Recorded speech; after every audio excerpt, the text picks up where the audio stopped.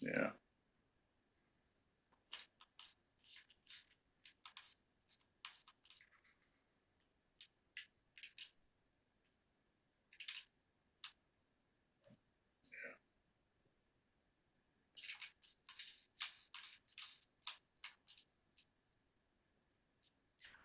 So you saw something now that the later on, if you tune into this on our YouTube channel, there'll be a link to this that you'll be able to go back to it again if you wanted to see that again, and I'll have that up in just a moment.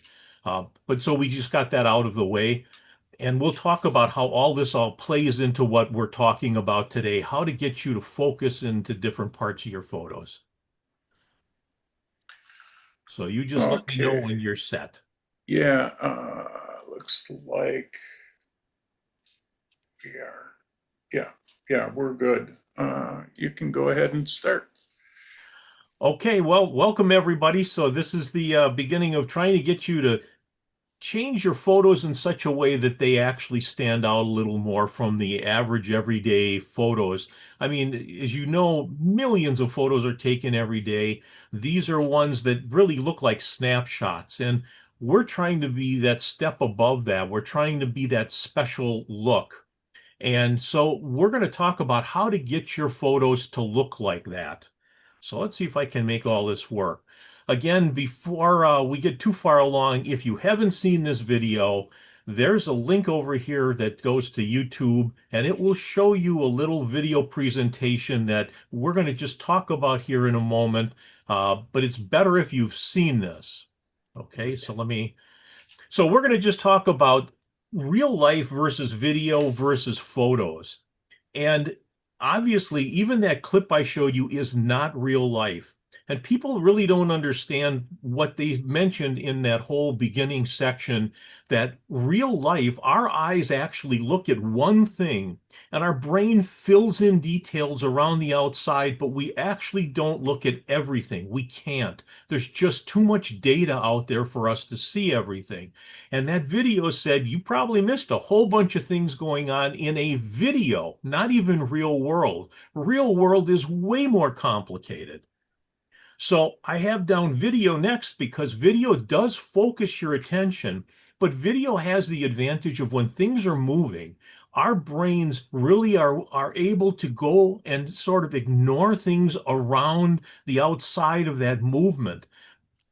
But if you put something on as a photo, people stare at that photo. They have no depth clues. Because remember, in real world, most of us see three-dimensionally. So we're seeing things, our eyes say, well, this is the thing you're supposed to be concentrating on because it's at a certain distance away from you, and you start ignoring other things. Photos don't have any of those clues. So it's up to us to go and fix our photos so that people know where to look. And just to give you an idea of this, I have never in my life been at a beautiful sunset or a sunrise or even fireworks where there's something really going on that's gorgeous, fun to look at, and somebody stand back and go, you know, way over on the right-hand side, there's a cell tower, and that's distracting me. I have never heard that in my entire life.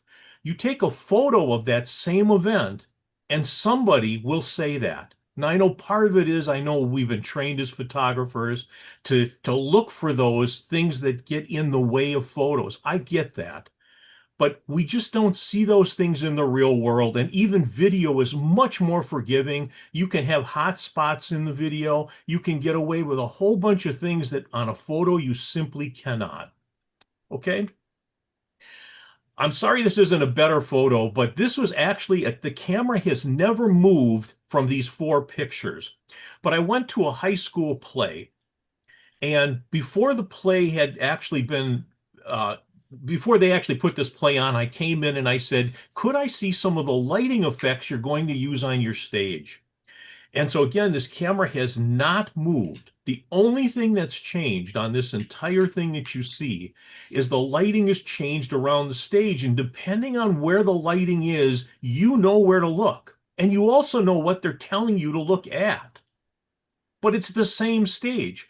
And if you've ever been at, really professional stage productions. I was at one where they had a log cabin on the stage, but by lighting it, it could be daylight, it could be the night. Sometimes they put lights on inside the cabin, sometimes they didn't. By changing the lighting colors, they were able to give you different feels of the cabin.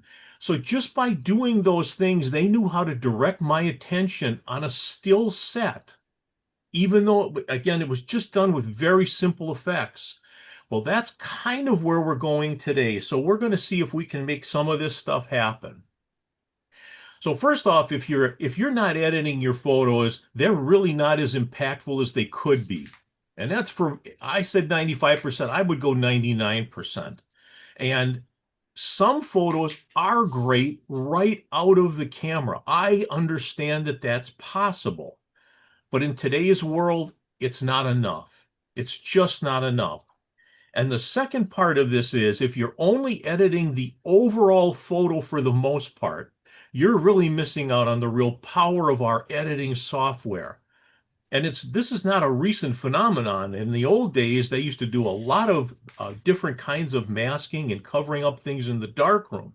So we're not going to show you something that, oh, like this is some newfangled thing that just came out, but it's to show you how powerful our stuff is today and how we can make this stuff work.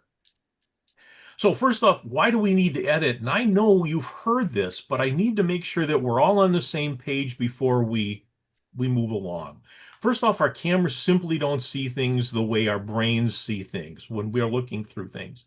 Again, we're not three-dimensional on our photos. We're just not. Everything's flat. So that means we already have a total disadvantage because of that. The other thing is our camera makes a single judgment about how much light to let into the camera.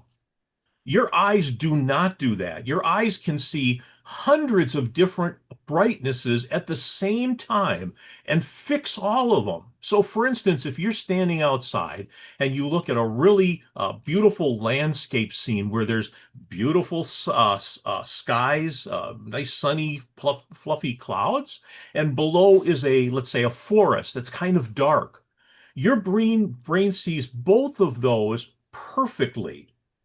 The camera says, which one would you like me to adjust for? Would you like the sky? Would you like the dark kind of forest? But I have to pick one. I don't have a choice. I have to pick one. So that's already a huge limitation, and we're going to get back to that. The next one is the camera has to make a single decision on what the true white color is.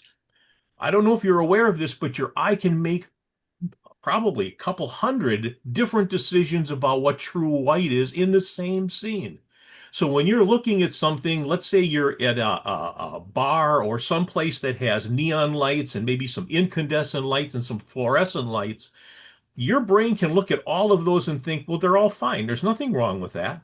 You take a picture of that and some of the stuff will be, the camera will say, well, which one would you like me to adjust for? Would you like the incandescent light, the fluorescent light, the neon light? You tell me which one you want, and I'll do that one thing.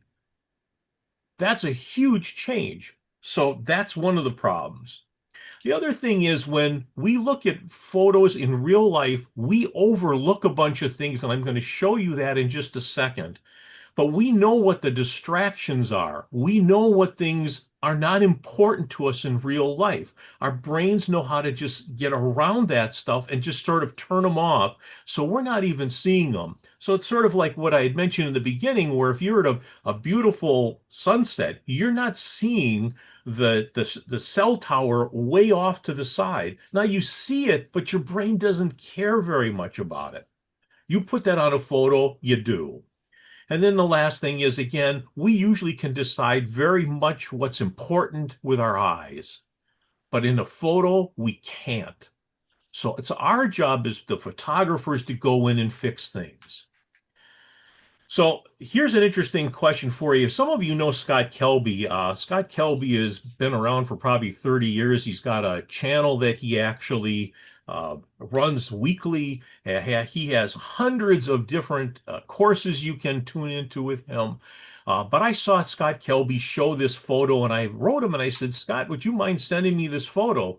And here's the discussion he had with this photo. He took this photo. It's not meant to be a great photo. But he took this photo and he showed it to people who live right there where this church is.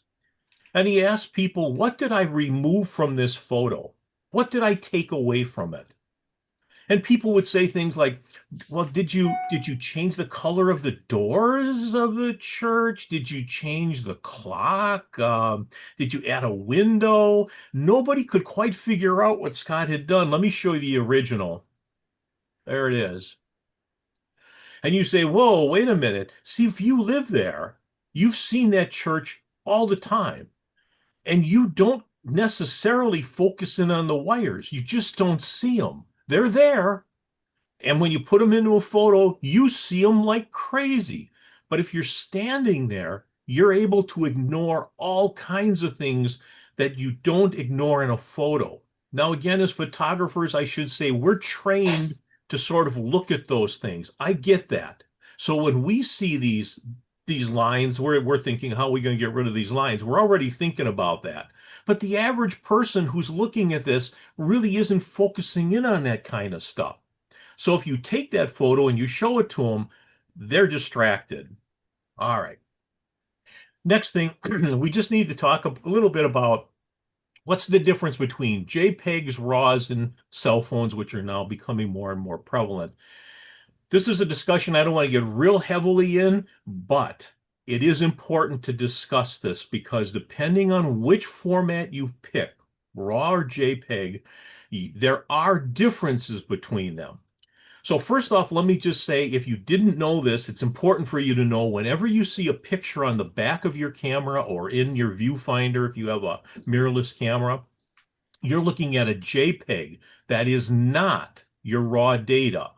The camera actually takes your raw data and manipulates it or changes it. It tries to bring the brights down, it brings the darks up, it actually does contrast, it does a whole bunch of stuff that you would do in a program if you had a raw photo, but it's being done automatically in your JPEG. Now, the beautiful part is it does shrink the size down of the file, which is very nice. It does do a lot of the work for you, so it makes your JPEGs actually look way better than your raw photos. So you'd say, well, in that case, why don't I just take the JPEGs? Well, the answer is once you have a JPEG, if something is very bright, and I will show you this today, if something is very, very bright, you cannot easily fix it. There's no way to fix it. And if something is very, very dark, it's very hard to bring it up and fix it. So if you just happen to get great JPEGs and this has been working for you, stay there. You just need to know what the limitations are.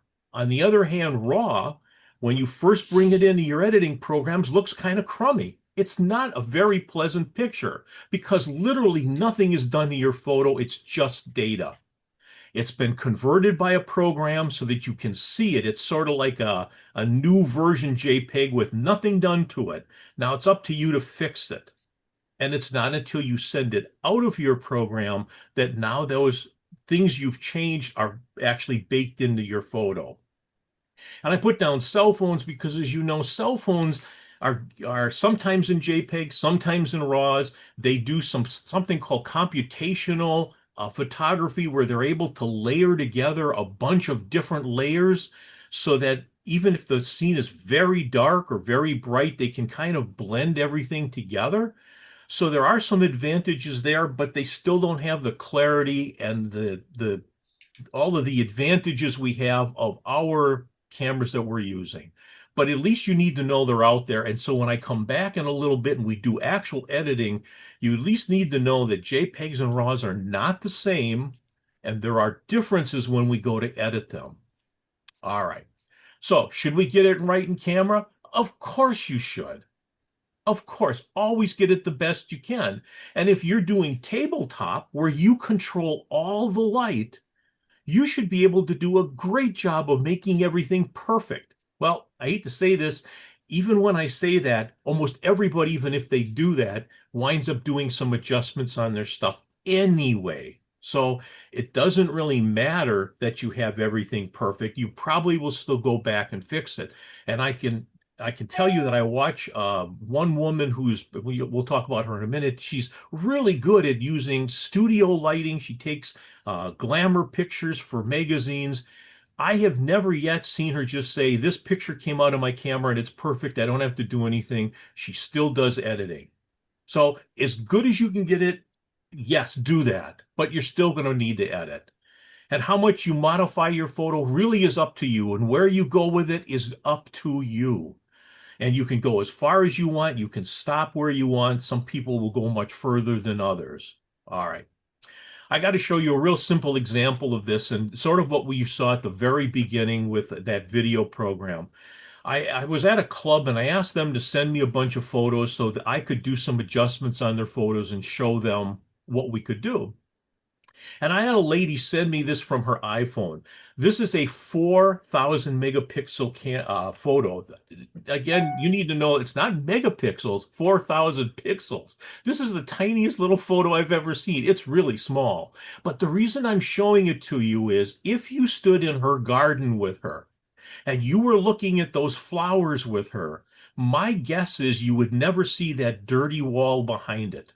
You would ignore that wall because, again, the way we focus when we look for real is we focus in on the thing we're supposed to be looking at, and we kind of ignore a lot of the things around it, just like some of you missed the wall changing colors before, because that wasn't something you were actually trained to sit and look for. Now, let me just show you something. I took that same photo and I changed the color of the background just a little bit. And now it starts to work. That color is not as distracting as the color on the left-hand side.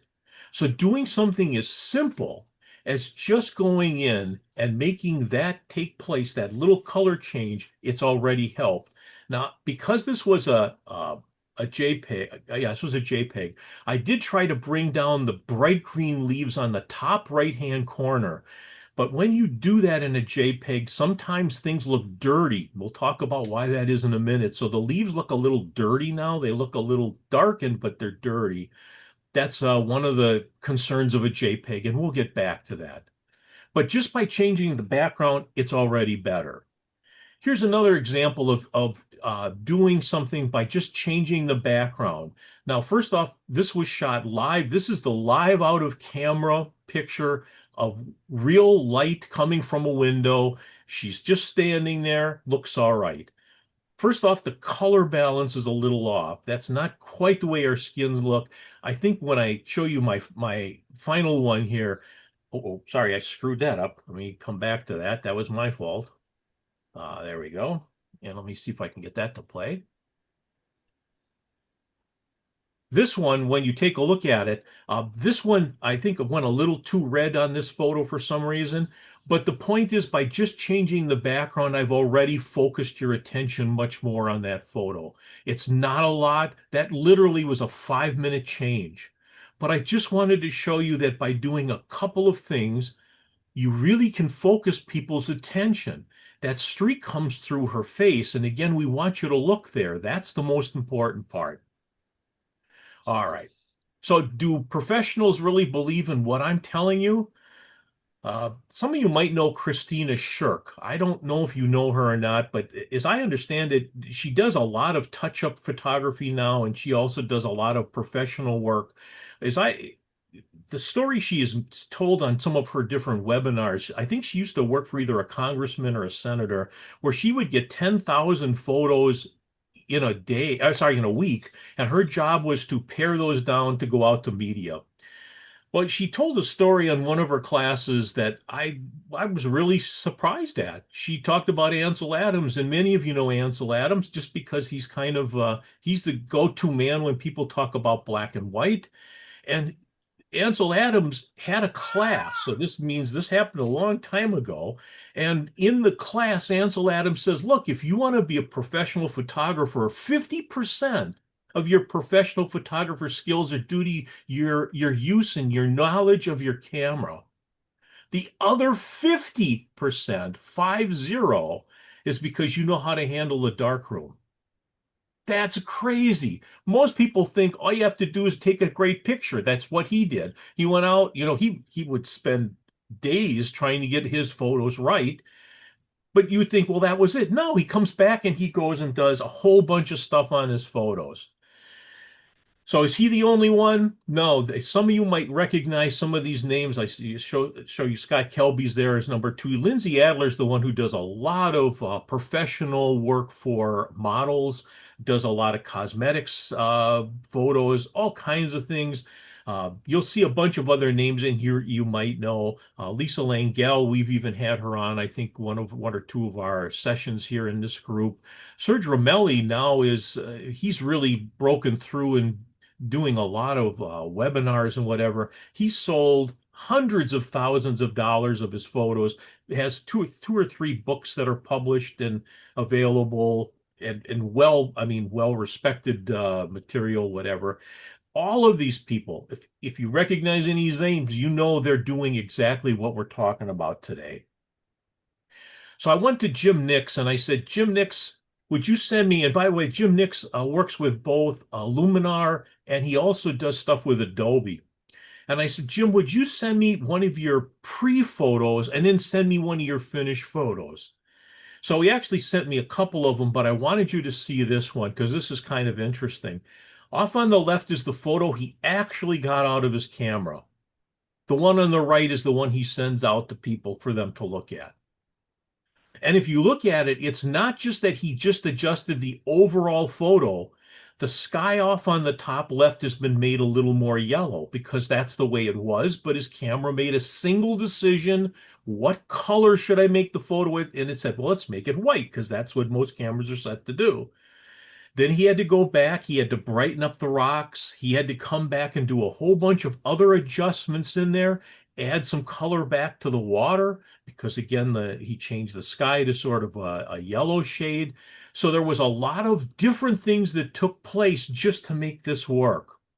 He sent me this one as well. Same thing. Camera made a single decision off on the left for the brightness, the colors, everything.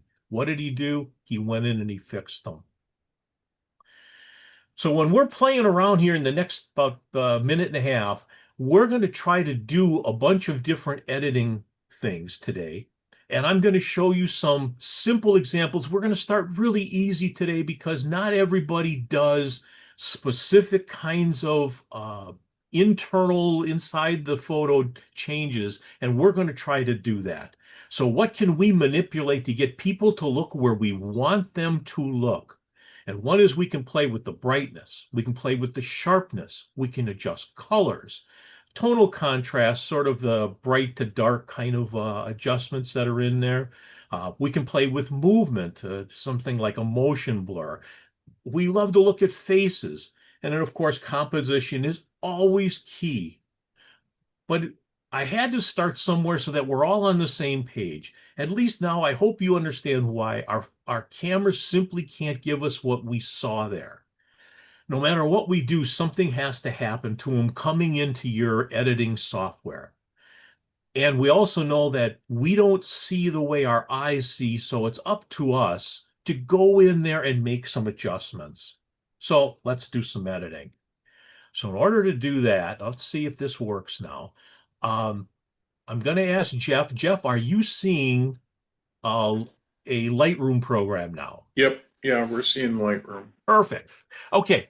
So now we're going to actually do some editing here and we're going to see what we can do to make some of this happen. First off, this was a very old photo. It's probably 13 years old. It was a JPEG. This was one of the very first cameras you could get that was a non-mirrorless camera. And it was a all-in-one, but I was in the Holy Hill area, and Holy Hill every now and then has gorgeous colors, and then a lot of times the colors are So you try to pick those times when the colors are really, really good, and this is out of camera, and this, of course, is a JPEG. So let me see if I can. There we go. So this is a really old JPEG. It's okay. It's nothing fancy. I wouldn't go out of my way to print this picture. But here's the problem. Again, the camera had to make a decision. And because it had to make a decision, it decided for me a bunch of things. I got to move a panel here that's in the way of my being able to get stuff. Okay. I'm going to we're in the develop module now, and I just wanted to show this to you because being a JPEG, I got to show you one of the problems that you have with a JPEG.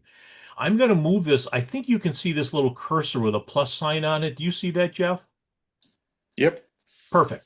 I'm in the sky right now, and if you look over to the far right, you'll see the histogram. And the histogram right below it has R, G, and B, and you'll see three numbers. You'll see 100, 100, 100. That means this is 100% bright for red color. It's 100% bright for green color. It's 100% for blue color. That means it's white. When all three numbers are the same and they're all at 100, you have white. If all of those went to zero, you'd have black. All right. So the camera's decision in this picture was give me 100% for the sky because it was going to try to balance the whole photo. But that meant it had to bring down some of the beautiful brightnesses of the colors and things that are in the sides of the picture. So if I try to adjust this as an overall photo, which I'll try right now, I know that in general, when you get into a lot of photos, sometimes just bringing up the shadows can really help a little bit, and that can really make this better. But it still isn't quite the way I remember standing there, and for a whole bunch of reasons. So let's go through kind of what the problems are in this photo. When I was standing there, this asphalt was not this sort of light color. Asphalt is darker than that. And most of you know, even these darker lines that would be in here, they would be blacker than this. And so I'm going to try to make that happen so that I sort of get you to look there. And then I'm going to have you look into my photo because we all know leading lines are a nice thing. That's kind of a leading line. So I'm going to take a tool, and this is I'm using Lightroom here. I'm not picking Lightroom because it's the only program you can possibly use, because I also use On1 and I also use Neo. Some of you use DxO, some of you use other ones like Darktable and some of these others. They all kind of do their things. But the one advantage of some of these programs, this is called a non-destructive editor. In other words, no matter what I do to this photo now, nothing changes the original, nothing. The original can come back by just hitting reset, or I can even make a copy of it and then work on that copy. Nothing ever touches the original. But let me show you what I'm going to do now. I'm going to take a something called a radial filter or a mask.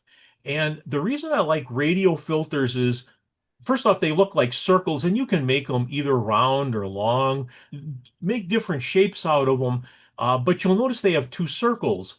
And the reason for two circles is whatever I do now is going to be full strength to the first circle, and then it's going to fade away to nothing by the last circle. So I can hide my tracks of what I'm doing from now on. I don't want you to see what I've done. I want you to think this was really the way it was. When the photo was taken, it was, but the photo doesn't show it. So I'm going to just sort of move this down here to the path, and I'm going to spin it sideways. And I'm just going to kind of lay it in here a little bit. And what I'm going to do now is I'm going to start doing some things. First off, I'm going to bring it a little brighter. Now, the problem is I just said to you, well, it should be blacker, right? Because, well, it's supposed to be black. And I made it brighter. Here's the catch. Whenever you bring the brightness up on something, the whole picture gets a little brighter. And even the blacks move up, meaning they're not as dark as they were. But we have a black slider usually somewhere on your program that will allow us to bring back the blacks. So now I'm going to bring them back and make sure I've got something there that's a little kind of interesting. It's now starting to come back a little bit to where I want it to be. That's closer to where it was. We're still not done because I realize I've got other problems in this picture. These trees were much brighter because, again, my eyes can see brightness of the sky and the trees at the same time, have no trouble with that. So I have to fix this because the camera turns down this brightness because of the sky. So let me add another filter. I'm going to do another radial because again, I like to hide stuff. And when I go in here, I can now hide some of what I'm going to do. What am I going to do this? This time I'm going to go in here and I'm going to brighten these up a little bit. Now, again, when I brighten things, I lose some of my blacks, but I need those to keep the definition of everything. So I'm going to bring back my blacks. I even see another side over here. This side I wish was a little brighter too, because it isn't quite right. So what am I going to do? I'll take another radial and I'm just going to add it in here. I'm going to turn this up a little bit. And this one, again, I should probably deal with the blacks a little bit, but I also notice the colors are a little faded on that side. I'll bring those up. And then the last thing is, and this is done by a lot of professionals, when we look out in the world with our brains don't see the very foreground as bright as the rest of the photo. So in other words, this part here would probably be darker to me when I'm standing there. Most people don't know that because we don't think about what it is we're seeing. So I'm going to try another trick. I'm going to darken this bottom a little bit more. And I'm going to do it with something called a linear gradient. This is a little different in that instead of being a circle, it's actually a line. I'm going to do exactly the same thing that I've done before. I'm going to turn this down a little bit. I don't want to go too far. I just want you to think that it's there. And by the way, this number minus 0.25 means a minus quarter of a stop is what I've done. I've actually turned that down a little bit. And so I've made it better. I also noticed that these green trees here, again, were a little darker than I would have liked. So this time I'm just going to take a brush. I'm not going to be so fancy. I'm just going to kind of go in here and I'm just going to brighten these up a little bit too. And if I wanted, I could even, if I wanted to cheat a little bit, maybe give you a little more yellow color on those. And I've now changed this photo. Let's go back to where we started. That's where we started. This is where we are. And now when you take a look at this, this photo is already better than it was when we started. It's just better. Now, again, is this an award-winning photo? Is this one that I would say, oh, I'm sending this into a contest because I know it's going to win Best of Show? No, probably not. I get that. It's not Best of Show. But this one just looks dull. It doesn't look right. It's not correct for me. And so by doing just a few local adjustments, by changing them, I'm able to make things better. I do want to show you one other thing that's just kind of interesting. Remember, I mentioned to you that this sky is basically 100%. And you can see that even the sticks in here, these twigs that are in here from this tree, they're broken up because it's so bright, these did not show up. And you might say, well, could I turn this into a beautiful sky? The answer is no, I can't, not on a JPEG. Because it's roughly 100%, if I try to darken this, all that happens is it starts going from bright white to a muddy white to a black. Because when you take white and you turn it down, all you're doing is you're making it become a less bright white. What's a less bright white? Gray. So if I go in here and I try and mess with this, all I'm going to get is a less bright white or a gray. And it's very difficult to change this into any color. I will never get back these broken branches. If you take a raw, there's data here, real actual data. And for the most part, there's between 1 and 2 stops of data that I can bring back. So I'll show that to you in a little bit to show you that there really is a difference here. And I'm not saying that you have to stay with this, working in JPEGs or RAWs. It's up to you. But sometimes when things get very bright or very dark in a JPEG, they're very hard to fix. Also, color corrections are much harder to deal with when you're here. Okay? So that was the simplest one I could show you. Nothing difficult about it, but I wanted you to see a really easy one. And for those of you who are into birding, you might say, well, here's an interesting one. I was up in Green Bay. Again, took this a while back. It's not a bad picture. Is this one I would consider printing? Probably not. And why? Because the bird doesn't stand out. The bird is good, but the bird isn't great. How do I make this bird stand out? And what is it I'm trying to get you to look at? That's the key. Where do I want you to focus your attention? Now, in the last one, it was the colors. It was that pathway leading you into the photo, get you to look around a little bit. In this case, though, I want you to see this bird. Okay? So how do I get you to see this bird? Well, let's talk about how I'm going to do that. Once again, I'm going into develop. And this time I'm going to try to get you to look at the bird's head because that's really what I want you to see. I mean, all the other stuff is nice, it's okay, but it's the bird's head that's really the most important here. And I could take a brush and I could try to brush the bird's head because that's what we're going to try to get you to focus on. Or I could there are different tools and different softwares. One is called Object. Many softwares today have an object where you can just kind of find an object. There's different ways they use it, but you don't have to be too exact here. And I just said find the bird's head. It did that. I didn't even have to do anything to it. It was that fast. That's true of a lot of other ones. I know On One does this. Neo does this to some degree. A lot of them will let you pick things. Some vary on how good they are at this. I will say that Lightroom overall is quite good. The only problem with ever picking an object and I'm going to change things around it is sometimes right along the edges, I will get they call it a glow where you'll get like just a glow around the object.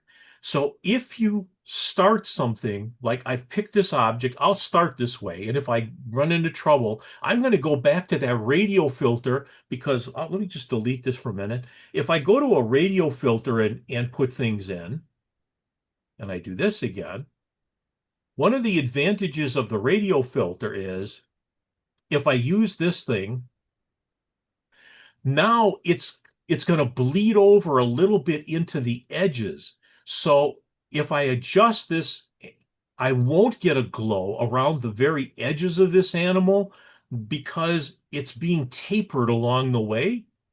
But just for today, because again, I don't want to get into real heavy kinds of editing. I just want to show you how this works. Let's go back to this where I'll just pick the object. Let's see if we can make this work this way. This is the quickest, easiest way to do it. All right. Okay, did great. But here's the catch. I don't want to mess with the bird's head. I actually want you to look there. What I'm going to do is I'm going to reverse this. And now I'm going to turn it down. I didn't turn it down a lot. I'm not trying to make you think something crazy's going on here. All I'm trying to do is get you to look at the bird's head. And I've done that now by turning down that part. Now, again, I can show you that. See how that background went down just a little bit? That meant I'm now getting you to look at the bird's head. That's really helpful because now you're starting to look where I want you to look. But there's still a few things that bother me. We love to look at eyes, and for some reason, this eye just wasn't very colorful for me. And I know that I need you to look there. Well, why don't I colorize his eye? So let's make it a little better. We do this even with people sometimes where sometimes their eyes aren't really good. And I'm just going to take a little brush here and I'm just going to kind of draw in where his eye is. All right. And I'm going to say now, let's do a few things. When I'm looking at his eye, I want to bring up his eye a little bit. But I also want to bring up the color in there. So I'm going to go to the color saturation and I brought it up. I didn't do a lot. I mean, if you look at it, it's definitely happening, right? It's happening, and I've got you to look there. All right. And now I've got this sort of this colorized part working. But now the bottom of this, I think is a little distracting to what you're looking at. I would love for you to not look as much here.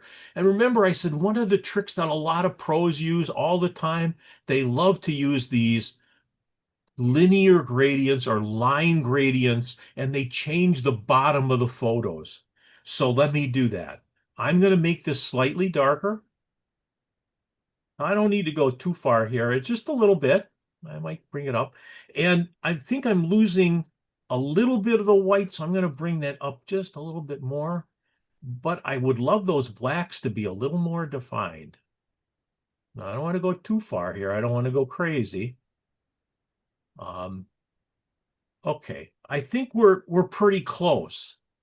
So let's see where we were. There's where we were. There's where we are. Now, did I change this completely on this photo? No, because you can't. I mean, I don't want to go so far that you know that I've played around with this photo, but I want you to see that it's different. It's no longer quite the same. Are you now more centered on the bird's face? I think so. And how did I do that? I told your eye that's the important part of this picture by using brightness. Now I can do all kinds of other things. I can change contrast. I can do other things. Again, I'm just doing some simple ones here at first just to get going, and we're going to keep getting more and more complicated. All right. Let's try another one. Here's one that I had when I was at a place taking pictures of a frog. And the frog is interesting, I think. The part that really bothered me when I looked at this frog was it was the colors around the frog.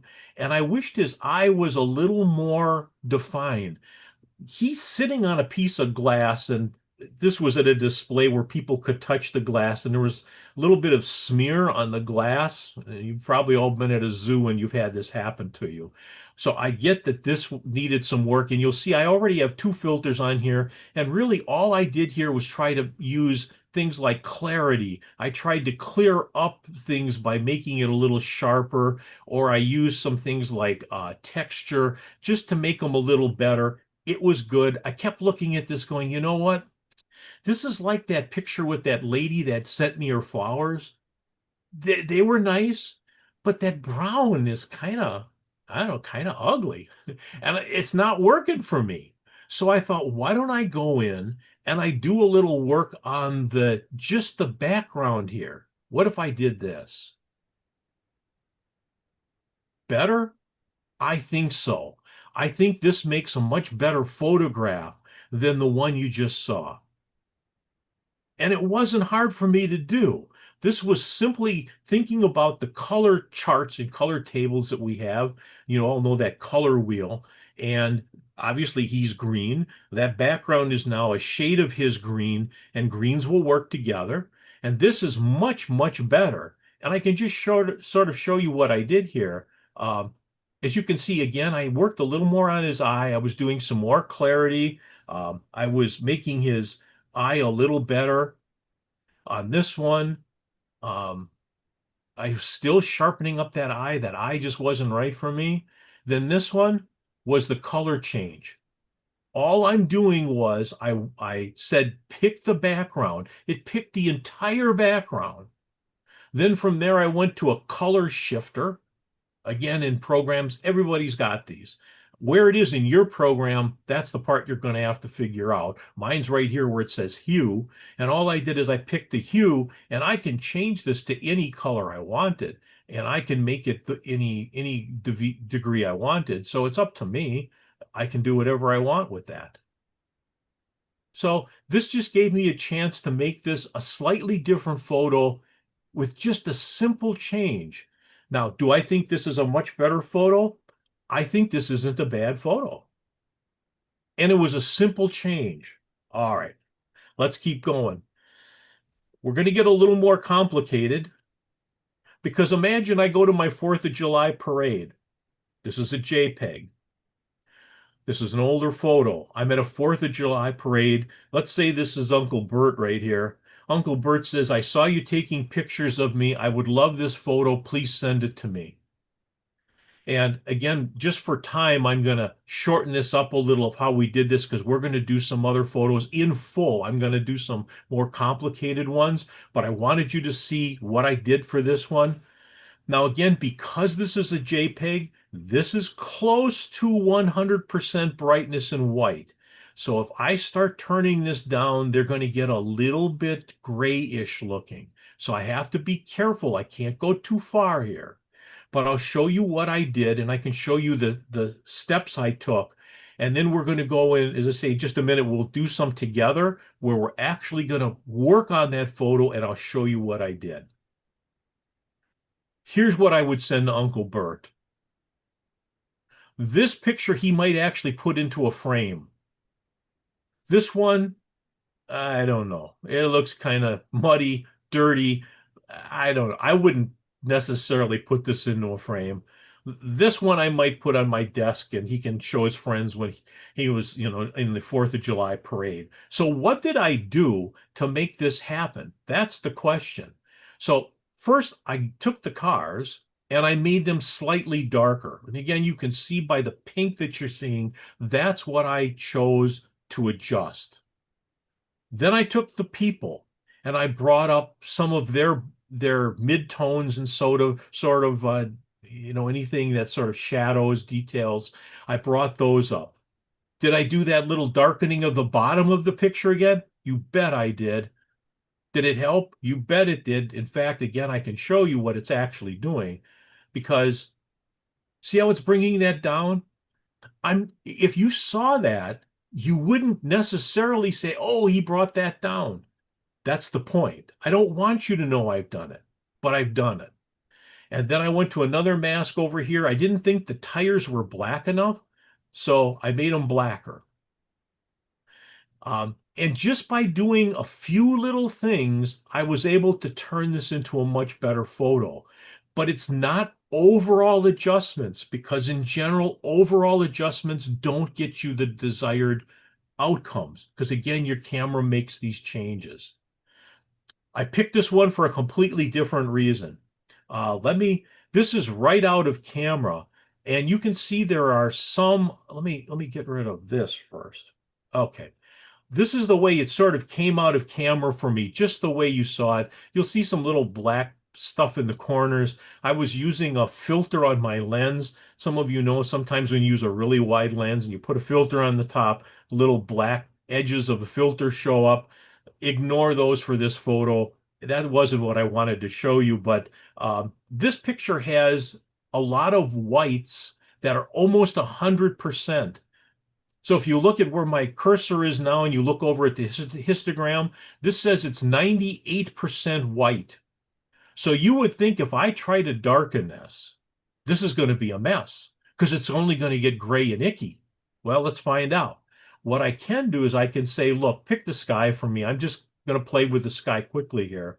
And it didn't do a perfect job, but it's good enough. I just wanted to show you this because by playing with the whites and the darks, all this came back. All those clouds are there.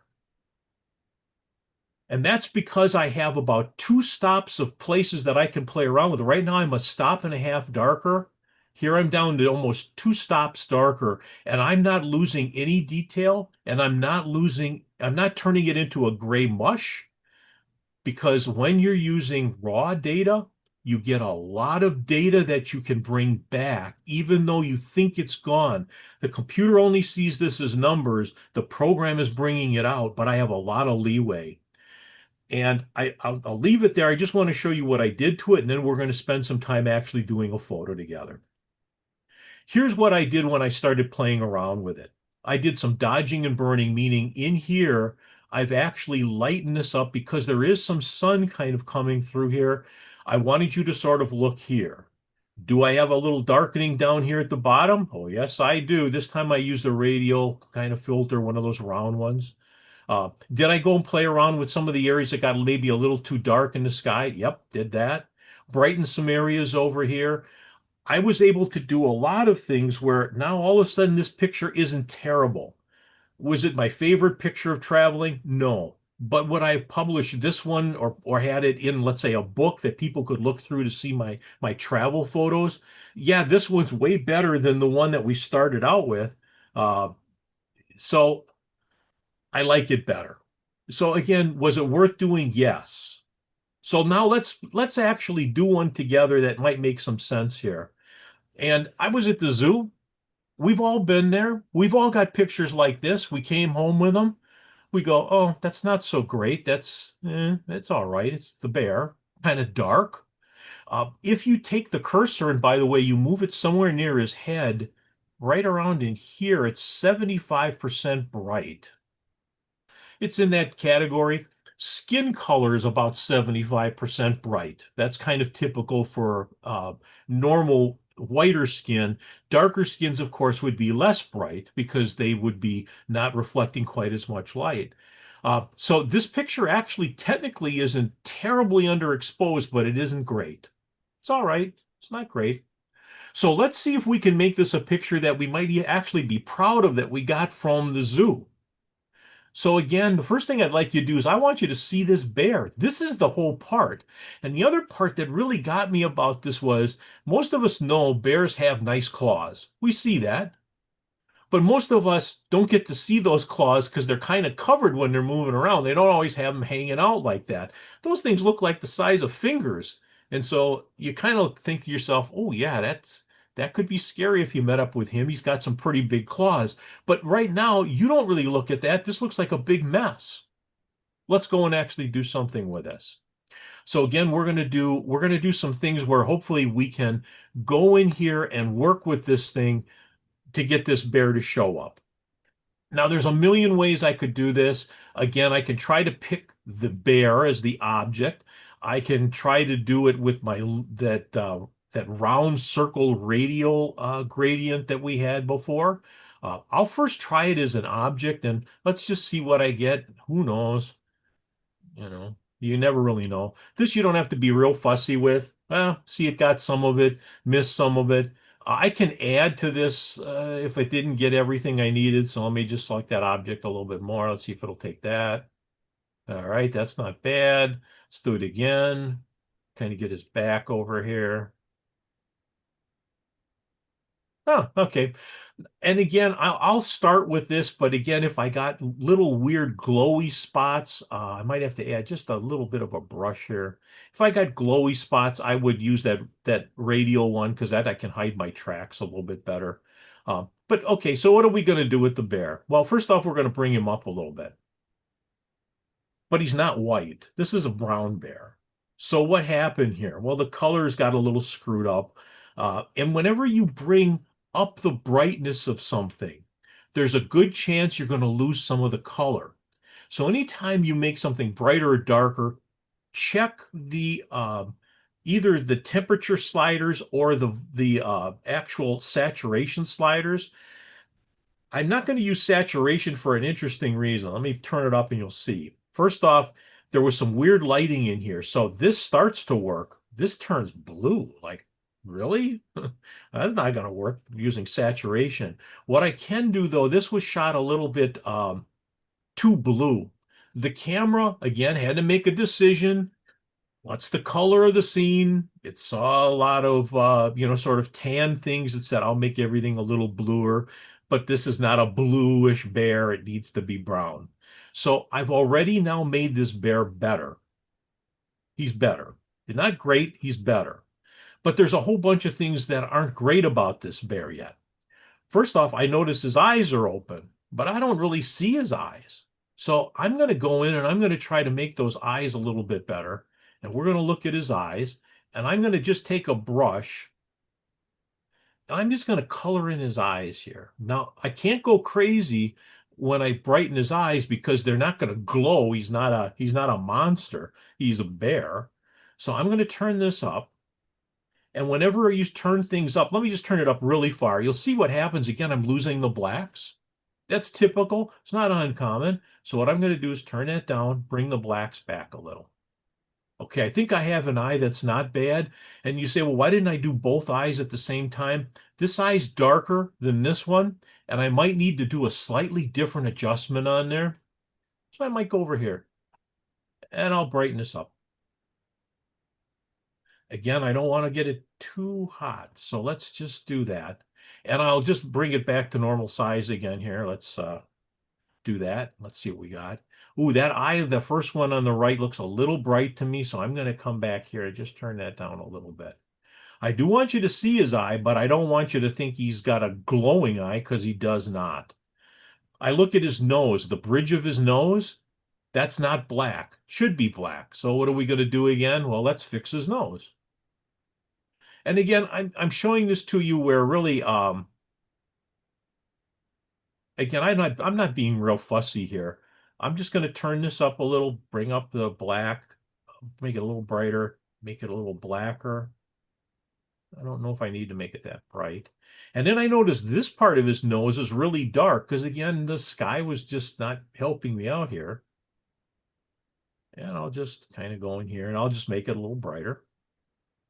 Okay. So now we're starting to get somewhere with this bear. He's a little better. I still want you to see those claws because remember, I want you to see his claws. I love his claws. That's part of the big deal here. I don't want you to not catch those. So what I'm going to do again, there's many ways I could do it. I could do it with a brush, paint in his claws so I can brighten them. I'm going to do it by selecting the object. Lightroom tends to do really good jobs of doing some of this stuff. So I can bring them up a little bit. Make sure you see them. I don't want you to not see those claws. All right, now I look at the bear and I'm saying, I like the bear, but now he looks a little bright up here to me. This is a little brighter than the rest of his fur. Can I bring that down? Well, remember, the computer sees this picture as just a bunch of numbers. So if I made it too bright by turning the numbers up a little bit too much, I should be able to turn the numbers down a little bit too. So I'll just kind of take that part, take it there. That's probably highlights. I'm just going to bring those down a little. All right. And now I've already got the bear looking a lot better. Well, what else is wrong with this picture? Well, I see some bird poop right here and some bird poop there, and that's not so great. I see these green, I don't know what they are, some green leaves. All programs have some kind of a removal tool. And again, remember everything I'm doing here, none of this is permanent, none of it. Sometimes you can do these one at a time so that you don't have to worry that it's going to do a crappy job. I'm just going to try to do them all at once because I'm in a hurry. I'm just going to say remove all those for me. In this particular program, they take about 10 seconds to get rid of all of them. Some programs are almost instantaneous. It just depends. This one does do some looking around to see how it can do a good job. And as soon as we're done here and it's done looking this over, those should all be gone. Let's just see. Huh. Wow. I don't even think I need to change this. It does give me 3 versions of this, and if I go through all 3, they're usually slightly different. And you can see right below the bear's head, they're changing a little, so I could just pick the one I like the best. 1 or 3. I don't, they're all fine. What's the other problems that I got in this picture? Let's do some other things to fix this up. What am I going to do again at the bottom of the picture? Oh, I love these linear gradients. I'm going to get this a little darker because I don't really want you looking at that rock. It's nice that it's there. I don't dislike it. But I don't want it to mess with this bear's paw and everything we've done. In most programs, you can subtract some things out, but Lightroom makes this really easy. It says, let's subtract from that the subject, and you'll see that red will go away from his paw. Just did that. It didn't take it away from anything else. I'm just going to bring this down a little. I'm looking at it now and I'm thinking, what if I tried to make this a little bit more interesting by maybe changing the color up here or over here so that it's not quite the same color as him? Maybe we can get you to look at things a little more. Let's try another one of those linear things where I can kind of bring it in. I'm going to subtract away again my subject, the bear. I don't want the bears changing. Now it's going to change his color here a little bit. So if I really wanted, I could subtract that with a brush. It doesn't have to be perfect here. And I'm just going to try to turn this a little bluish. Sometimes, remember, if you go to this, some of these controls you have like color and it says temperature and tint. These are opposites of each other. And opposites usually work good together in a photo. So in other words, a blue would look good with a yellow, or a green would look good with a red, because they're opposites. So I'm just going to do the same thing now on the other side because I know these can work together, and maybe you'll look a little more at the bear. Let's just try it. Let's just see. So I'm going to do this. Again, I'm going to subtract away that bear just so he's not in the way. And I'm going to make it sort of bluish too. Now, am I done? Well, it's as much as I want it to be done. Is this better than where we started? Here was the bear when we started. Here is the bear now. Would I print this photo? Absolutely not. Would I print this one? Maybe. In fact, if I were the zoo people and I wanted to put some text below over here, come see our sleepy bear in the summer, Milwaukee Zoo. Well, all of a sudden, this is a picture somebody could use. The original, no, because my camera made decisions. My brain, when I was there, really saw the bear. I didn't really see all the crap around him. I don't even remember seeing that bird poop below his head. All of a sudden I come home and it's like, whoa, well, now I fixed it. So is that worth doing? I think so. And then I did one other thing, and this is where a lot of people stop short. You should go into your presets. Usually you get a lot of free presets. And I know most people say, I never use those. I'm going to show you some examples of where it makes some sense. I found a preset. I don't know if I like this one better or not. Let me see if it works, if it's showing up on here much. Okay. I think it's sort of showing up. This is the one we just did. This is the preset. Do I like it better or worse? I don't know. It's different. Would I change some things in here? Excuse me, probably. I might bring some of these up or down. I might bring his eyes a little brighter in here, which I didn't do before. Is it worth using presets? If you find good presets, yes. And later on, we'll talk a little more about presets. But again, don't just discard them and think, once I'm done with my picture, I can just throw them away. Later on, if we get a chance, again, I know we're getting kind of late here. I don't want to get too far out with that time, and then we won't have time to go back and have any questions or anything. But I'm going to show you how you might want to go and look at some presets and test them to see if you like them, then put them into a favorites category. And once you're there, pick your favorite ones, and sometimes you can run through things and go a lot further. I'll just show one last zoo one real quick. We're not even going to spend much time on it. Saw these guys, thought they were cute, got the picture. Is it great? No. First off, that tail bothered me completely. Had to go. Then what did I do? Brought back in the colors, contrast, and did I get this bottom part a little darker? Of course I did. Is it common in most photos? Yes, professionals do it all the time. In fact, honestly, they bring the sky down the same way. So when you're playing around with your photos, don't just try a linear down here. Bring it up to the top. Try to darken your skies a little bit. You're going to get much more definition because when you look at them, your eyes turn down the brightness of the sky. You don't even know that's happening. That's done inside your brain and your eyes, done automatically. On photos, we have to fix it. I want to show you something a little more dramatic here, I guess. I was at Holy Hill, and Holy Hill on one of the doors as you go in has this, I don't know what you would call it. It's not a sculpture. It's like a metal plate on the door. It's okay. I liked it.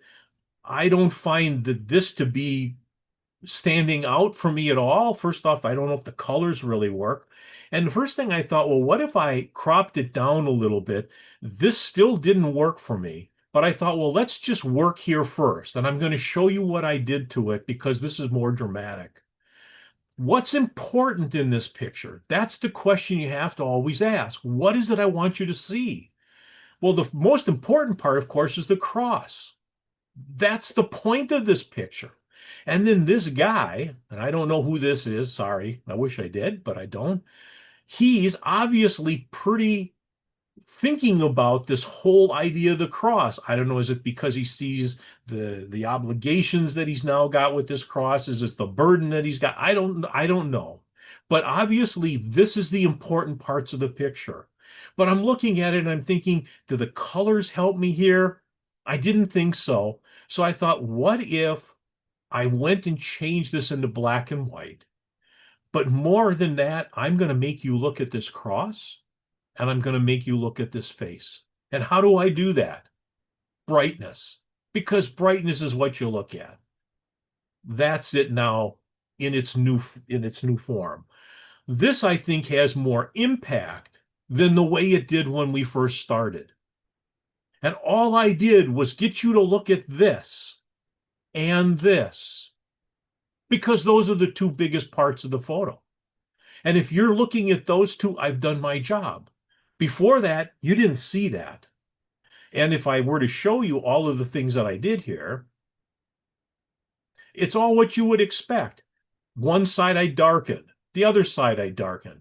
I brightened this up a little, really brightened this up a little, darken that side because it was showing up again, put a little bright streak here. Then I found that the cross was a little too bright. I brought it down a little, and there's his face, brightening it.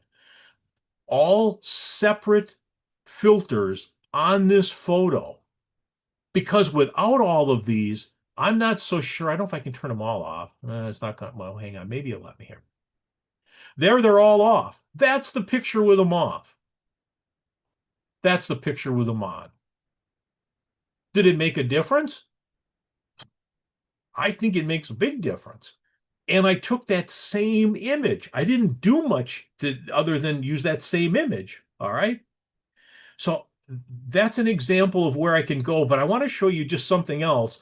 I did come back to this and I didn't think I would like it because here it is with the same, brightening here, brightening here. I didn't like it. And I said to you just before, I said, don't give up on your presets.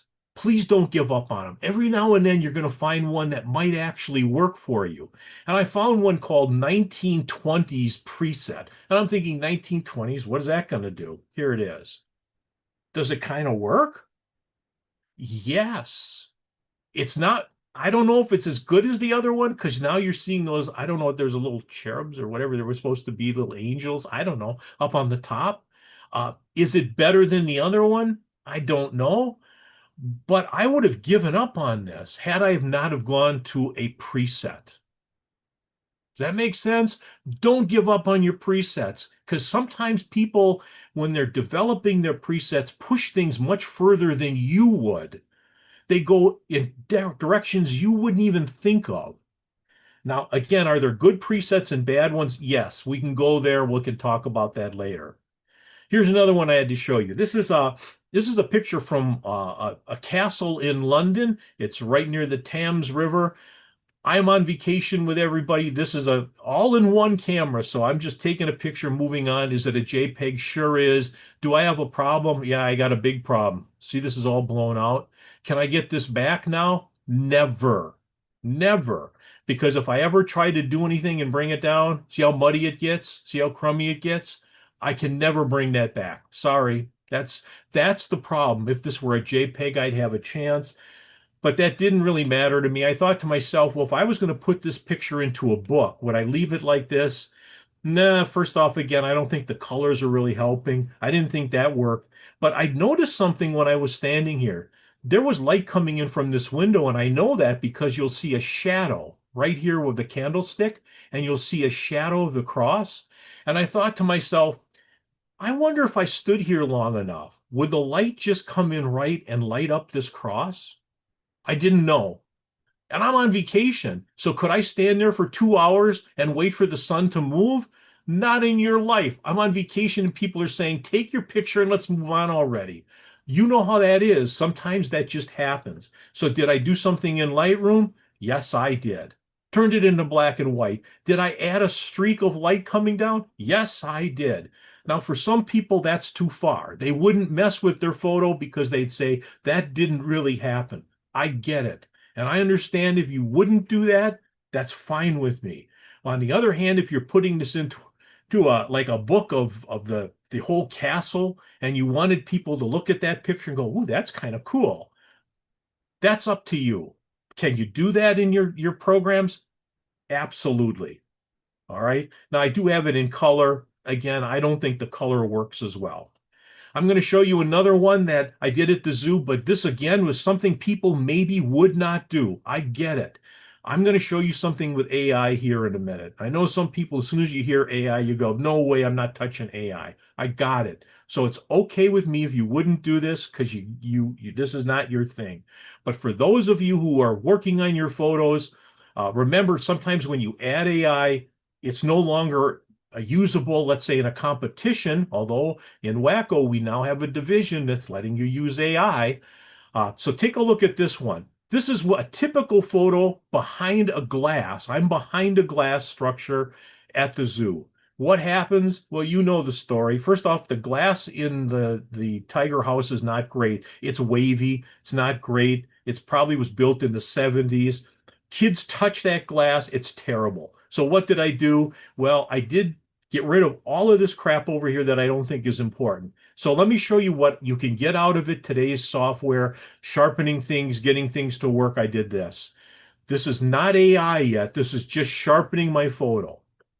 And I looked at this photo and I thought, you know what? This isn't a bad photo. I like it. It's okay. But it didn't stand out to me yet. And you say, well, why didn't you get the animal's butt? What was wrong with you? If I remember right, there's a pillar right there. And the animal was walking around the pillar and he looked right at me. I mean, I thought this is a great photo, but it's not a great photo. So what did I do?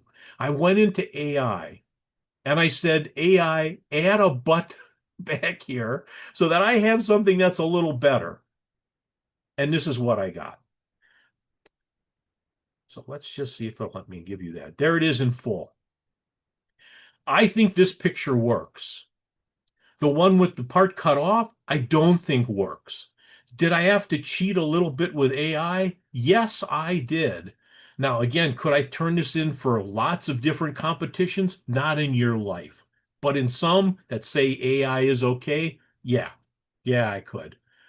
So was that a throwaway shot when you first saw it? Could have been. Was it worth working on and directing your attention to the face of this animal? Yes, it was. So I've changed this from what I think was a pretty average, crummy picture. Honestly, that's a throwaway picture to this. Not a throwaway picture anymore at all. So was it worth doing some of this stuff? Absolutely. Again, I'm on a vacation. This was again was done with a point and shoot. Again, I just like to show you that it's not always the camera. It's not what can you do? So I started playing around with this. This is one of those again. I'm with the family. We stop the car, we run out. Everybody says, "Take your picture, then let's go," because they don't want to stand around. We're not standing around for sunset or sun morning sun. It's just we're going to get this picture. That's it. So what did I do with it? Well, I got it to this. I like many times just changing the dimension. These 16 by 9s are wonderful for landscape pictures because they give you this full look like you get in a movie. So if you ever want to play around and you want to get people to feel like they're a little more in it, just go 16 by 9. Was I done? Oh, no. Remember? Go back to your presets. I have some presets by people I think are really good. And I hovered over one and I went, oh, wow, look at this. There it is. Take a look at that in full. That's not a bad photo. What's been added? This person actually added some sort of a yellow effect right in here. Did some other things. Did I kind of darken the front again? Yes, I did. Is this a little darker up here? Yes, it is. And all of a sudden, this becomes a better thing just by using a preset. So was it worth going from this one that I did? It's not bad. It's okay. To a preset. I think the preset helped it. All right, I'll just show you a couple more of these and then we're going to end. Again, out of a garden that I've got here, not bad. Uh, Looks okay. Took that same preset that you just saw. You can tell here's that yellow section he adds in the middle. And then I thought, what if I gave it sort of a light streak coming down just to brighten this area a little bit more? And I brought in a light streak. I'll show you even a crummier one. Take a look at this. You can tell this is pretty pretty dark, pretty crummy. Again, most people like to show you their originals. This was an original. I even show you the dust spots on this one because it's so crummy. So I first took the dust spots out, went back, took that same preset I just showed you. Here it is. And then I thought, what if I even added a little light streak into it? Here's the interesting part. I've been in a lot of doctors' offices, not because I wanted to be in, but I was for the last about year and a half. And I see a lot of flower photos in these doctors' offices. And I'm thinking, you know what? This was almost a throwaway picture. But this could stand in a doctor's office. It's actually got enough clarity to do that. If you zoom way in, even on this center section, where by the way, I brightened this a lot. I'll show you the beginning again in just a minute. This is really brightened, but there's a lot of clarity here. This isn't a dirty picture. It's a good picture. But let's go back to what it started as. There it was. That's my beginning picture. So in RAW, you get kind of crummy pictures when you first start. And you have to know that you have to kind of come back and work on those things. And the last thing I'm going to show you, and this is just really just to show you where little differences can make a big difference in whether or not somebody's going to publish your stuff. All right. I was asked to do some photos for the park system, and I do. They just did Reptile Day, and I had this picture, which I think is an okay picture. It's not my favorite picture from that day, but you could publish this, and you could even put text around it about going to Reptile Day next year. That's what they use these photos for. But I wanted to show this to you for kind of an interesting reason. I used a flash. And I used a flash because I needed to sort of brighten all this up just a little bit. If I do it right, you could barely tell I'm using a flash. But here's the part that I needed to show you. There's two very, very bad problems in this because of the flash. I want to show you this one first. Take a look at those skeletons. They're bluish. They weren't bluish. But you can't publish it. I mean, you could publish it. Would you publish it with a bluish skeleton? No. So do you have to fix something like this? Yes. What did I do? Well, I told the program to show me these skeletons, and I got rid of the bluish color. Now, why does that happen? Well, as you can see, there's plastic over the skeletons, and when the flash went through, the colors got shifted a little bit. I don't know why. It was just the plastic itself that changed the color, and it had to be fixed. But I got to show you even a better one. Take a look at this one. I'm going to turn it on and off, but I want you to look at her finger right here. That flash is not showing up because this part of her hand is burying this part of her hand. And so the flash didn't show up there.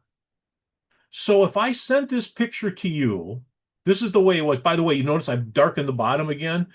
Did you even notice that? No, you didn't, I don't think. Does it work? Yes, it works. Did I fix her finger and brighten it up? Yes, I had to because the flash didn't go there. So if you are going to send this picture off to the park system, are they going to send this and put this in their magazine for come see the reptiles? No. No, they're not. Are they going to put this in there? Maybe. Okay? Does that make sense to everybody? Why you really have to look at the individual parts of your photos. There's really no way to just kind of leave them be in general. You really have to go in and look at very specific things. So I hope that helps a little bit on why I was sort of starting out by saying we don't see photos the way our eyes see them. Our job as photographers is to go into these photos and fix them, to tell you where to look, to tell you what colors go together, to blend everything together in a way your eyes do it for you automatically. But we don't see it that way in a photo. And I need to tell you where to look so that you know exactly what to do. All right. Does that make sense to everybody? Did I explain it well enough, or is there something you'd like to go back to that you'd say, "Boy, I never thought of that before"? Yeah, you put out a lot of good information, a lot of great ideas. Anybody have any comments, questions? Attendees, you can put it in a Q&A or the chat. Anybody on the panel have anything? You covered a lot. It's going to be a lot to absorb. I did. I did. Listen, I did, and I know that, and I had to start. I hope everybody understands. I started really, really simple with that very simple, just foliage, at Holy Hill. But the point is, you could take a picture it's nice, it's okay, but you can make it much better. And even the picture behind me is better because I've done some work on this. It's just better. And that's really the way it is with all photos. And I think most people don't really focus in on what you want somebody to see, where you want their eyes to go. And if you do it right, you do it in such a way you don't really, people don't notice what you did. They don't notice it. If you go too far, they're going to see it and they're going to go, oh, well, you did that. I've done some where I've actually lit up flowers. I know we have one person in one of our clubs, and I've done this with flowers where sometimes you're trying to get certain flowers to look like they were lit a certain way, but you took them in a garden where you don't get to bring lights in there and fix them up. You have to add your own lighting. You can do it. You can. You can make all this work, but you have to sort of know a little bit about how to light your photos. And it's not lighting the whole thing, it's lighting a piece. Just like I did with that streak of light coming down to the cross. You can add in light streaks and you can add in parts that you want to light up. And people will go, oh, that's gorgeous. How did you light it like that? Well, would it have been better if you lit it directly? Yes, you should have lit it directly. But sometimes you're in places where you have no control of the light, none. Like that 4th of July parade. That's bright sunlight at 1 o'clock in the afternoon with those guys in those little cars. I have no control of the light. None, zero. My job is now to make it look like I did, but I didn't. By the way, see, Ellen, you have a question. Yeah. Um, would you be available to talk to the Menominee Falls Camera Club this coming year? Sure.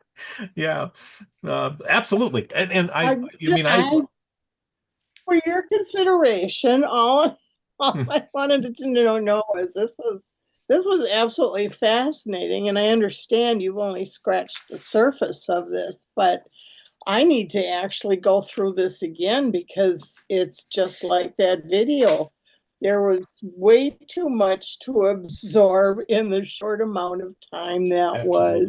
that was done, and I think a lot of our members could benefit with it. So we have a we have a meeting coming up in August to determine this, and I just was wondering if you would, if you would consider I can, Ellen, but putting let me this just tell program you, this together took for an that. hour and a half, just so you know, just to get the scratch of this, the beginning, to get people to understand that tailoring. By the way, I should just tell you that picture from Alaska, I picked that out of my old files and I never did anything with it.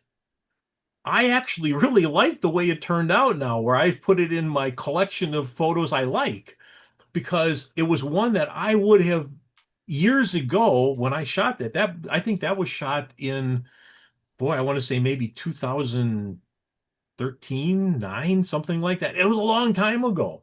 And we didn't have all of the tools and all of the things we currently have that we can fix stuff to a point where it's so different than it was back 10 years ago or 12 years ago. I mean, the programs were good.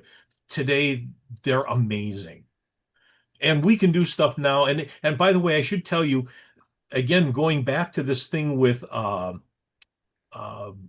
using different presets, I should really, if you want, I can show you just a little bit of why you should never stop without going through presets. It's up to you if you want me to show you that, but I have some that I put in my favorites, and it makes your pictures so different with each preset.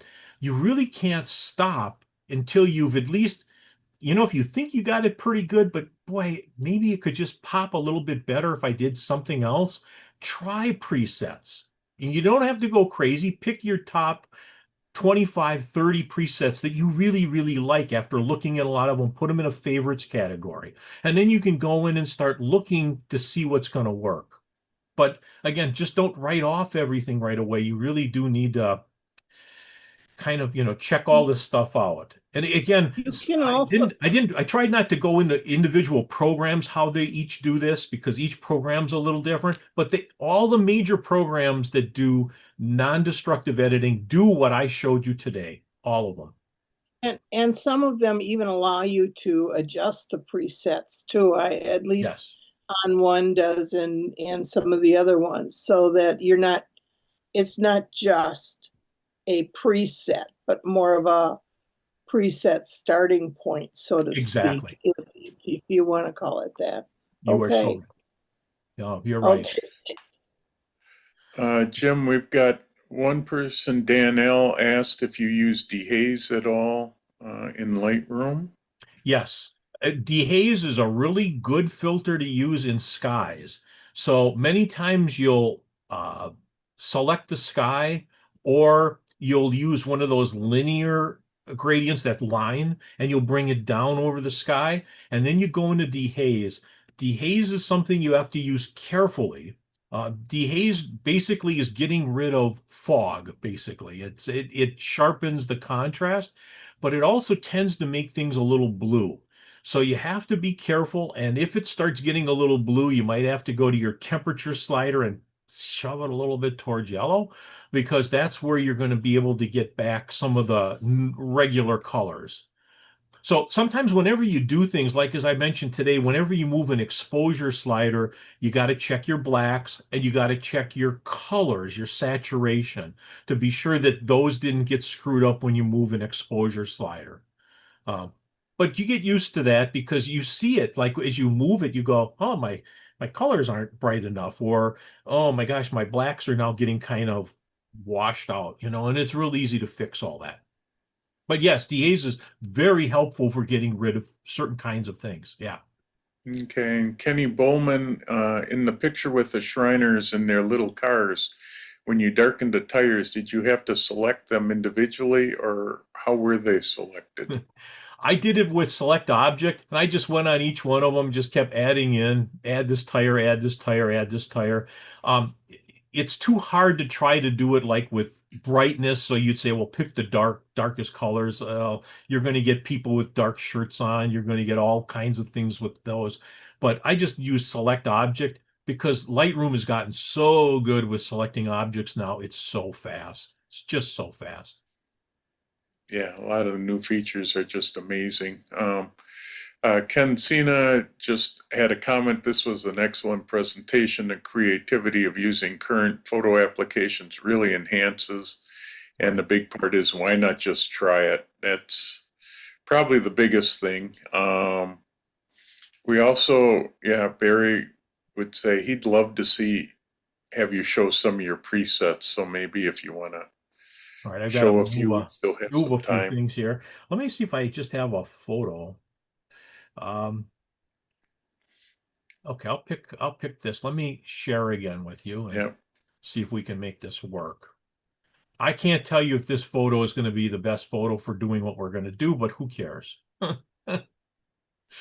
right. Let's see what we can do. All right. You should have that screen. I've gone to Yep. favorites over here. And again, I just picked, this is again a very old photo. I have no idea how these presets are going to look. None. All right.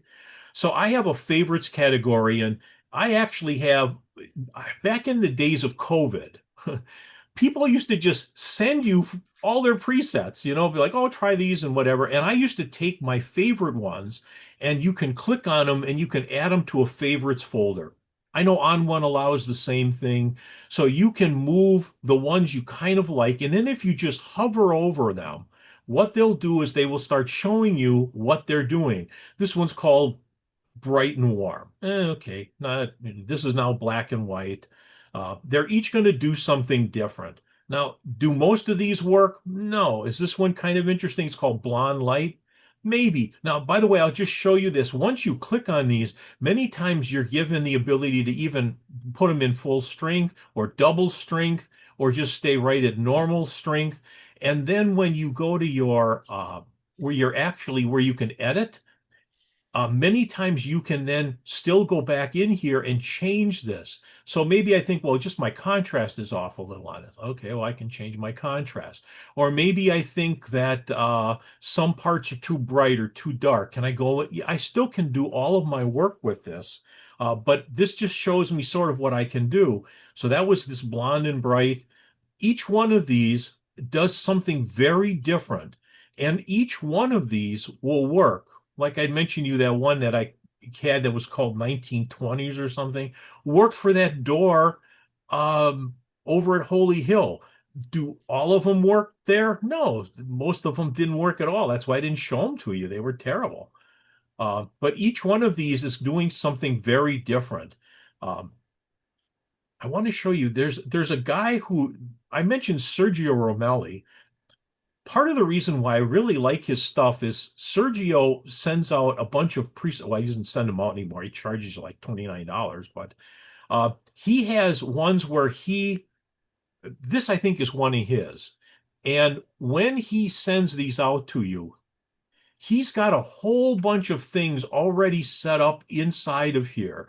Now, these are usually used not so much for landscapes like I'm doing here, but for cityscapes or anything in a city, because you're lighting up certain parts of the building. He's already put in where you can light up these different places. But what you do then is once you get these, you move them to the place that you want to light something up. So you're not stuck with where he put the lights. So maybe there's a part of a building that you want people to kind of look at a little more. You move these bright spots, or you change where some of these things drop in. And all of a sudden, where this was kind of crummy maybe before, all of a sudden now it's not so crummy anymore. So I like some of the people who are doing some of these different things with their presets. Again, I'll get rid of that one and but each one of these is a little different. And then some people make them where they're, again, I have a bunch of black and whites. And again, you just have to kind of zing through these.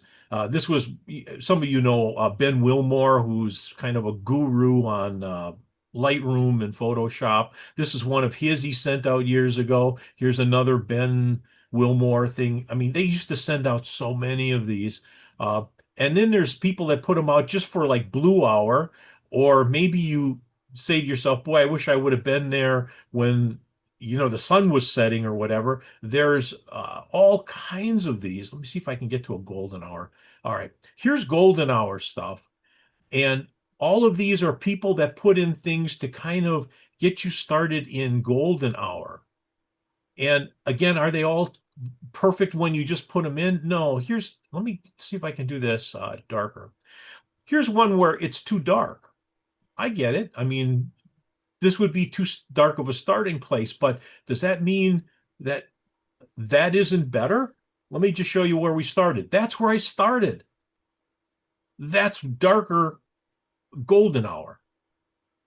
Would it have been nice if I was there at golden hour? Yes, it would have, but I wasn't. So anyway, that's the kind of thing I guess I'm sort of saying to you is, if you don't ever underestimate these. And sometimes, like the craziest ones, like maybe I have one here called grapes. This looks terrible here. But if this is a picture of a little kid eating something at a table, maybe this will work. But it doesn't work for this landscape one. So when you're picking your favorites, that was kind of an interesting one. Look at this one, a little different. This is called Griswold, is it? Griswold. Anyway, so again, can you change these? Of course you can change them. Wow, look at this. Where I started, where I'm at. That's a preset. So again, don't throw away your presets. There's always something in a preset, and pick your top, as I say, 25, 30, 40, I don't know, whatever you like. And this only takes a minute and a half to kind of scroll through, and you're going to start to realize which ones you like better. Some of them are going to stink. Some of them are going to look pretty, you know, and then you're going to go, wow, I wish I would have thought of that before. Because again, these people push their presets in ways you may not push your colors. Again, here's a sunset basic. These are all sunsets rather than sunrises. And again, can we darken those? Let's say doesn't have enough blacks in it. Can we bring the blacks back? Sure. Yeah.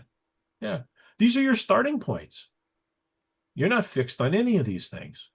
These are just starting points. All right. I just wanted to show that to you because I do think it is definitely worth playing with presets.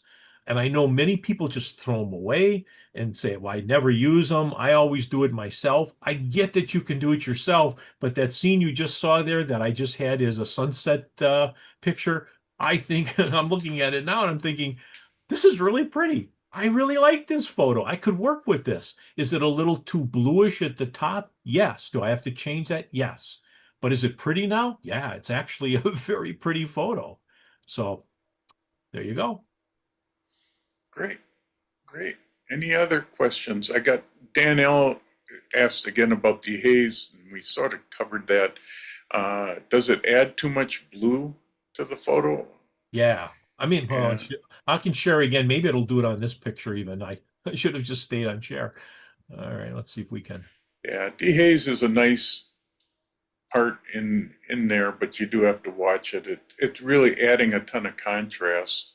Yeah, this is a JPEG. Being a JPEG, I cannot bring anything back in this sky. If I had clouds in here, I could bring this back, but I'm just, for the heck of it, I'm just going to run a filter here. I've just put a linear in there, and let's see if you can see what it does with dehaze. So here it is. See how, like in here, right in here, it's making it much more contrasty because it's getting rid of the fogginess that's there. By the way, just as a little tip for you, don't always get rid of the fog that's further away, because part of the way our brains determine that something is further away is there is more moisture between us and something further away. So can you clean this up and get rid of all of the mist that would be here? Yes, but our brains use that as a clue to what we're looking at in that area to see that it's further away. So don't go too crazy here. But if I do go crazy, you see it's making things bluer. Now, could I go back and try to fix that by making it a little opposite blue as yellow? Yeah, but see, it's taken a lot of other stuff with it. So I would have to come in here and I'd have to say, okay, look, I gotta get rid of some of this that it's taking in here and get rid of it. So I'll get rid of it from here and here. Now I'm doing this so fast it doesn't really work, but okay. Yeah, dehaze has a lot of good uses, and I love using dehaze the other way too, to add haze sometimes to the photo. But yeah, it really adds an interesting type of contrast, which Again, it's hard getting to rid of a lot of explain. that fogginess, you know, Yeah, and you really will see that fogginess disappear. But again, it does add that pinch of blue to it, and that's always a problem. So, you know, sometimes you just have to kind of be aware that that's happening. yeah, and you have to watch how much you use. All right, I just told that filter to give me that. I don't know, I might have to. See, I'm a little worried because this looks so weird, kind of a bluish color now. Yeah, So I don't know if I can fix it real quick here, but I'm just doing this really, really fast. I would probably take a little more time than that, but let's just see if we did that. And I'm going to take a little color away from it because it's a little further back. And I might even be able to give it a little more green. And all of a sudden, that area that was kind of crummy, I can show you there where it was. Wow, that was just, what was that, 10 seconds, 20 seconds? And I've already brought much of that back. Now, did I get rid of the edges here carefully? No, I didn't, because I did it in 10 seconds. But point is, I can fix this stuff. So we have so much control on our photos today. And again, where did we start? There. What do we have? That. yeah. This is pretty impressive stuff. We're Nope, the coming, you know, presets are really handy for a lot of different things. And there, yeah, like you say, there's a ton of them out there. And I use presets in a lot of the plugins that I use too. So, and I think the key is to find somebody who has good plugins, because not everybody's are good plugins, for presets. Some people are just much better than that. Others that yeah, other people just like, ugh, they're icky, or they would do what most of us do. They'll just try to color the whole picture or do things. The people who are specifically going for certain areas, those are the people that are really good. yeah. So, Yeah, and now with all the new tools in Lightroom, which one of these days we'll have to start showing them off again because they just keep bringing in more and more. well, and you saw that Tools. I just use very basic tools, and I didn't even use Yeah, any of the new ones that are out there now, because there are some new ones. There's where they look for what the picture is made out of. Is it made of trees and water and whatever? And they even find those areas for you now. I mean, there's so many things. ON1's doing similar things, I know, and so is Neo. I don't use DxO anymore. I used to, but I know they have some systems in there. I think the Nix stuff in DxO is a little different in that they don't necessarily use their masks quite the same. It's a little different kind of mask, but you still can do basically the same stuff. It's just yeah, learning how your program works. yeah. You need to experiment with them. You need to play with them all the time and see what you can do. And yeah, it's a lot of experimenting and trying to remember what you did before and going off on strange tangents. I work on my photos and I'll go some one way and I couldn't tell you what I've all done to it when I finally get done with it. But if I like it, then I keep it. If I don't, you just throw it away and start over fresh. Now, I So should tell you that, in many programs, including Lightroom, there is a history that you can go back to see exactly what you did. And as I showed you when I was doing these individual masks over the photo, all of those masks are lined up for you, and you can turn each mask on and off. You can change it if you didn't like what you did in the mask. Uh, that's one of the advantages in Lightroom, where you can modify the mask at any time, where Neo is a little harder to modify. You basically have to get rid of the mask and start over. And I like to be able to just add to the mask or subtract to the mask or make that circle a little smaller. Uh, and you can do that all on the fly. And I really like that part. So, but each program has its strengths and its weaknesses. Like yeah, Neo is really good for people who are not as good at figuring out how to adjust their photos, because they have a lot of sections in there that say, fix my colors, or do these sharpenings, or do this or do that. And it's basically just some sliders after you click a button. And that's really easy for people who are not used to working on photos. So each program kind of has its own little way to go about fixing your photos. And it takes a little bit to get to know your program. Once you know it, fixing these photos is literally 5 minutes a photo, maybe. And then you can copy whatever you've done in one photo and you can apply it to many photos if they're all similar. That's the yeah, other thing. And then you've saved a ton of time. So yep. again, just No, don't throw away all your photos. And I know there's always people who say, I always throw away the ones I'm not going to use. I went back to a bunch of these Alaska ones that I probably would have thrown away. And now I'm looking at some of them and I'm going, yeah, I know they got their problems, but there's still some really nice things here. I don't want to throw those away. yeah, Oh. I'm going through a lot of old ones and getting rid of some of the bad ones, but I'm keeping ones that are possible because of all the new things you can now do to make a photo look better again. So I could show you one other. I think I mentioned this to you, Jeff. I had a picture I did with Jeff out at his World War II thing, and I had a guy who was holding. These were guys that were in uniform, and they were looking like they were marching for World War II. And I had to send him this photo, and the guy who was talking to the group was holding on to water bottles.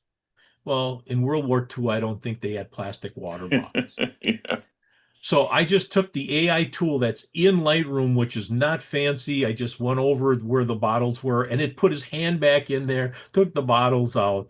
And I know there are people who would say, I never will use AI or any of these removal tools. But there are times where it makes sense. Like in this case, it's not a journalistic photo. I'm just doing photos that Jeff would use for promotion. So it's not like it's a news photo where you really can't take things out. You cannot. You have to leave them in. And in this case, it didn't matter. And adding that butt onto that lion, I think really made a big difference in that photo. It really looks like it's coming at you. And all of a sudden it seems much more terrifying than it did when you could see it was cut off. Yeah. It just happened. It wasn't something I planned on. It just happened when I was at the zoo. So, No. everybody has their own limits as to how far you'll edit. That's okay. Push things where you want. But remember, you can sort of think back, how was it when I was there? And then you can sort of adjust your colors and stuff to that because your photo will not necessarily reflect it perfectly. Just not. Yeah. So. No, great. Any other questions, comments? Sorry for the long thing there, but I knew that if we didn't all sort of agree on sort of the beginnings of this, it wouldn't make sense to do some of the stuff further on because people would say, well, you're messing with my photo. Well, your photo isn't really the way we see it anyway. So it's okay Yep. to make some adjustments. It's just the way it works. That's true. All right. Well, couple of announcements. Thank you, Jim. Great presentation. Excellent. Gives everybody, I think, a lot of good ideas. Next month, July, we have a Daniel Gregory who's going to be talking about working in black and white. Found him. He did some stuff with Dave Cross and his Photoshop creativity in Photoshop.